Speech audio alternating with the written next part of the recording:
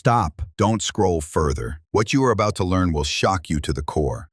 Hello, everyone. They smiled from the screens, played positive characters. The whole country loved them. But off camera, these 10 Soviet actors were real criminals and thieves. One spent 17 years behind bars with 3 convictions for theft and scams. Another served 14 years, became the right-hand man of a thief-in-law, created a criminal group, and was killed in '95.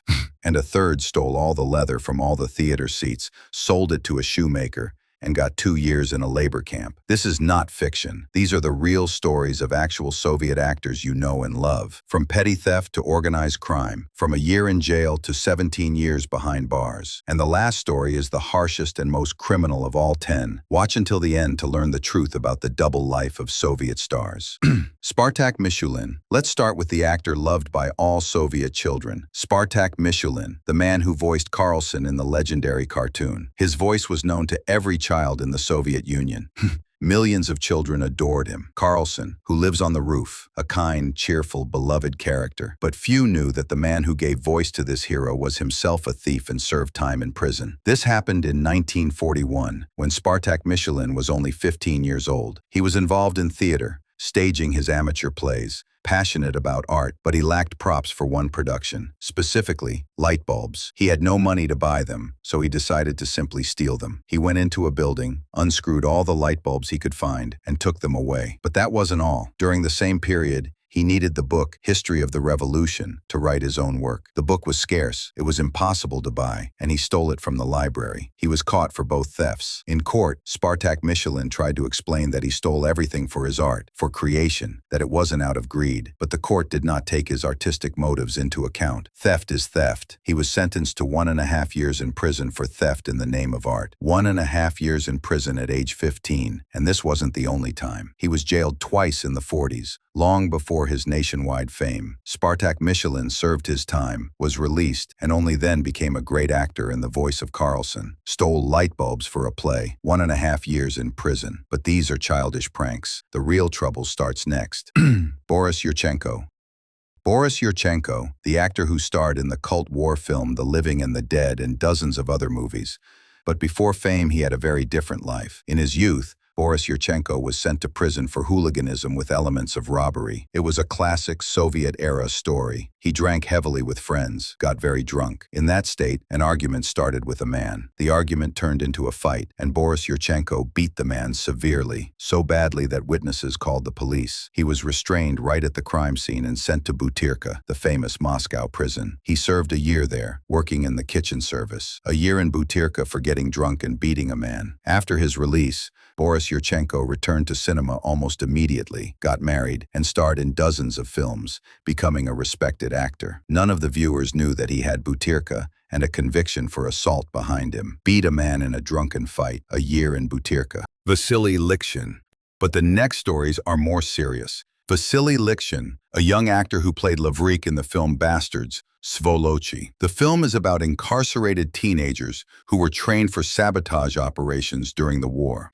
The irony of fate is that Vasily Likshin himself was a juvenile delinquent in real life. From a young age, he was repeatedly brought to justice for theft and hooliganism. He grew up a troubled teenager, stealing, getting caught by the police. He was registered with the police. In 2001, when he was 17, another incident occurred. Vasily Likshin stole stationery from an office in the orphanage. It seemed minor, but for a teenager with a criminal past, it was the last straw. He was sent to a special school for juvenile offenders, essentially a prison for teenagers. He could have spent years there. His life was spiraling downward. But at that moment, a miracle happened. He was noticed at a casting call and invited to star in the film Bastards. Cinema saved him, pulled him out of the criminal world. The film was released. Vasily Likshin became famous. He had a real profession and a future, but fate was cruel. In 2007, at the age of just 23, Vasily Likshin died of cardiovascular failure. 23 years old. Cinema saved him from crime but couldn't save his life. Juvenile delinquent saved by cinema, died at 23. KGB currency, Lefortovo. The next 3 stories are about big money and long sentences. Eduard Izotov, the actor who played the main role of Ivan in the cult Soviet fairy tale Morozko. This film was adored by all Soviet children. It was shown every New Year, but few knew that the lead actor had a very dark history. In Soviet times, any transaction with foreign currency was strictly prohibited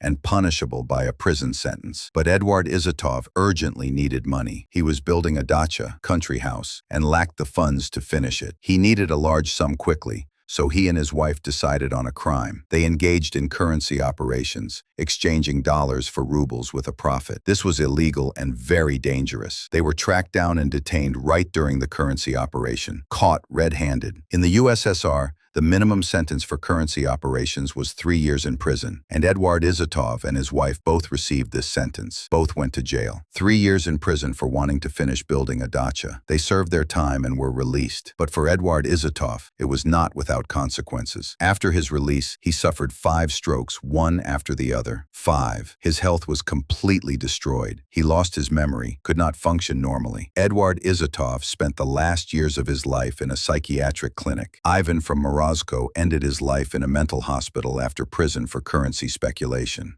Vladimir Dolinsky, a satire theater actor who starred in over 100 films, famous, in demand, successful. But in 1973, he decided to make some easy money. Vladimir Dolinsky obtained 30 American dollars and sold them for a profit of 200 rubles. At that time, this was a worker's monthly salary. Huge money. He enjoyed how easily he could earn money, and he continued to engage in currency speculation. He bought dollars cheap, sold them dearer, making money this way. But he didn't know he was already being monitored. He was busted by the KGB. The Committee for State Security tracked his operations and arrested him. Vladimir Dolinsky was sent to Lefortovo, the famous KGB pretrial detention center, where the most dangerous criminals and spies were held. He spent a whole year there awaiting trial, a year in Lefortovo, in isolation under KGB investigation. Then came the court, which sentenced him to 5 years in prison for currency scams, 5 years in jail. But then his fellow actors intervened, writing a petition for a reduced sentence. Thanks to their efforts, the sentence was reduced to 4 years. Vladimir Dolinsky served 4 years, was released, and never got involved in crime again. Currency speculation. KGB, a year in Lefortovo, 4 years in prison. Savely Kramarov. But the next one stole big time. Savely Kramarov, a comedic actor adored by millions of viewers. The clerk from Ivan Vasilievich changes his profession. George from Gentleman of Fortune, dozens of other roles. But Savely Kramarov had a passion for antiques that almost ruined his life. He collected old items, icons, antique furniture, and did not always collect them honestly. Savely Kramarov and a friend traveled to remote churches in Pskov and Novgorod. There they found priests and tricked them into giving up ancient icons for a pittance. They claimed the icons were needed for a museum or for restoration, paid pennies, and then resold the icons for huge money. He even tried to smuggle some icons abroad, where they were worth even more. This was a serious criminal business. At some point, his friends were caught, arrested for icon theft and smuggling. Savely Kramarov was also detained and held for several days at the police station for questioning. He could have received a serious sentence for the theft of cultural property and smuggling, but influential acquaintances saved him and hushed up the case. He was released. It seemed he should have calmed down and never gotten involved in crime again. But Savely Kramarov didn't stop. He collected a huge collection of antiques and tried to resell it abroad a second time. And again, he almost ended up in prison. He only miraculously avoided a second arrest, almost jailed twice for the theft of icons and antiques. Archil Gomiashvili. And the next one didn't just steal. He cut the leather off all the theater seats. Archil Gomiashvili. And here we come to the story that blows the mind. Archil Gomiashvili, the actor who played Ostap Bender himself in the legendary film The 12 Chairs. The great schemer, the charming rogue, the favorite of the whole country. And the irony of fate is that Ostap Bender was a thief, not only on screen, but in real life too. This happened in 1943, when Archil Gomiashvili was 17 years old. He and a friend went to the Griboyedov Tbilisi Russian Drama Theater, and they committed a crime of incredible audacity. They took knives and cut the leather off all the seats in the theater auditorium. All of them. Can you imagine the scene? The entire hall vandalized. All the upholstery cut off the seats. Why did they do it? To sell the leather to a shoemaker for money. In wartime, leather was scarce and expensive, but they were caught almost immediately, arrested right on the spot, spot as they were carrying out the loot. The court did not mince words with the 17-year-old thieves. Archil Gomiashvili received 2 years in a corrective labor camp near Tbilisi. 2 years in a camp for the leather from theater seats. But that wasn't all. After his release, he was caught again. This time, he stole jewelry from the wife of the former military commandant of Berlin. Another arrest, another sentence. Archil Gomiashvili later admitted in an interview, "Boy, I was restless. I served time in prison several times for hooliganism and theft. Several times. Ostap Bender in real life served time several times for theft. This is just incredible. Cut the leather off all the theater seats. 3 convictions for theft. Ostap Bender was a real thief." Nikolai Godovikov. 3 stories remain, the most criminal. The next one robbed apartments and was a repeat offender. Nikolai Godovikov, the actor who played Petruka in the legendary film White Son of the Desert. A real bandit, a handsome guy, a people's favorite. And again, the irony of fate, because Nikolai Godovikov was a bandit and a thief not only in the movies but in real life. From childhood, he engaged in petty theft, constantly stealing wherever and whatever he could. When he started acting in films, the stealing did not stop. During the filming of White Son of the Desert and other films, equipment and actors' personal belongings constantly went missing. Everyone knew who was doing it, but no one could catch him red-handed. Godovikov was a professional, but petty theft was not enough for him. He moved on to apartment burglaries, robbing the apartments of wealthy people, which earned him the nickname Noble Thief. Supposedly, he only robbed those who could afford to lose the money, but the court did not consider him noble. Nikolai Godovikov was tried 3 times for theft. 3 times. Plus, he was also charged with banditry and parasitism. In 1980, he received 4 years in prison for another theft. He served his time, was released, but did not calm down. In 1991, he was arrested again. This time, he was given 2.5 years in a penal colony for repeat offenders. A repeat offender. Petruka from White Son of the Desert was a real repeat offender who robbed apartments. Petruka was a repeat offender, robbed apartments for years. Yuri Eisenspitz. 2 stories remain, and they will blow your mind. The next one spent 17 years behind bars. Yuri Eisenspitz, the producer who worked with Viktor Tsoi's legendary band Kino and with Dima Bilan, a famous and influential figure in the music industry. But few know that he spent most of his life behind bars. Yuri Eisenspitz received his first sentence for currency storage and smuggling. 7 years in prison. 7 years. He served them in full and was released. It seemed a man should have understood that crime was a dead end, but no.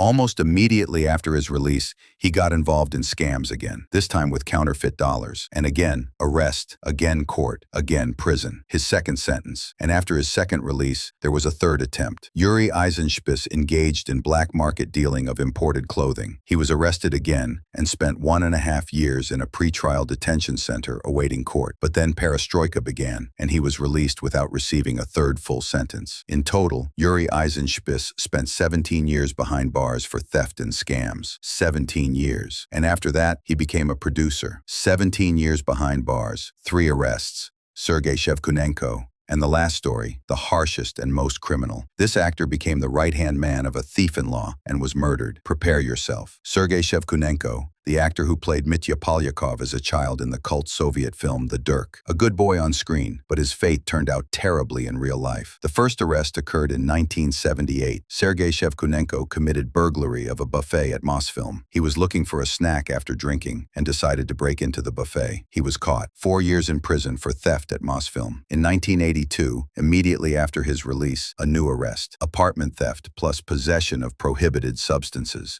Another court, another sentence. And then the incredible happened. Only 49 days after his release, he was arrested again for possession of stolen icons. Another 3 years in prison. In total, Sergei Shevkunenko served time 5 times. 14 years behind bars. 14 years. But the worst started afterward. In prison, Sergei Shevkunenko attained the status of apologenets, deputy thief-in-law, the right-hand man of a thief-in-law, an authority in the criminal world. After his final release, he did not return to a normal life. He created an organized criminal group, OCG. His OCG controlled criminal spots on Mosfilmovskaya Street, drugs, prostitution, racketeering, a real mafia. And the end of this story is tragic. In 1995, Sergei Shevkunenko was murdered, a contract killing. The actor who played a good boy on screen was killed as a criminal authority. 14 years in prison, apologenets, OCG, murder, 10 Soviet actors, 10 thieves and criminals. They played heroes on screen,